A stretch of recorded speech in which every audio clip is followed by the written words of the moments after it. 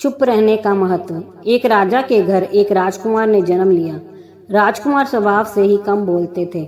राजकुमार जब युवा हुआ तब भी अपनी उसी आदत के साथ मौन ही रहता था। राजा अपने राजकुमार की चुप्पी से परेशान रहते थे कि आखिर ये बोलता क्यों नहीं है। राजा ने कई ज्योतिषियों, साधु महात्माओं एवं चिकित्सकों को उन्हें दिखाया, परंतु कोई हल नहीं निकला। संतों ने कहा कि ऐसा लगता है पिछले जन्म में ये राजकुमार कोई साधु थे, जिस वजह से इनके संस्कार इस जन्म में भी साधुओं के मौन व्रत जैसे हैं।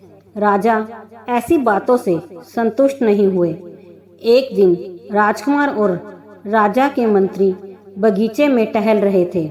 उसी समय एक कौवा पेड़ की डाल पे बैठकर काँव काँव करने लगा। मंत्री ने सोचा कि कौवे की आवाज़ से राजकुमार परेशान होंगे, इसलिए मंत्री ने कौवे को गोली मार दी। गोली लगते ही कौवा जमीन पर गिर गया।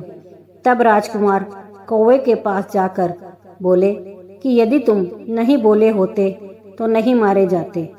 इतना सुनकर मंत्री बड़ा खुश हुआ कि राजकुमार आज बोले हैं, और तत्काल ही राजा के पास ये खबर पहुंचा दी।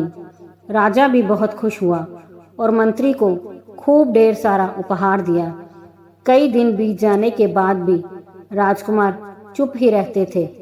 राजा को मंत्री की बात पे संदेह हो गया और गुस्सा कर राजा ने मंत्री को फांसी पे लटकाने का हुक्म दिया।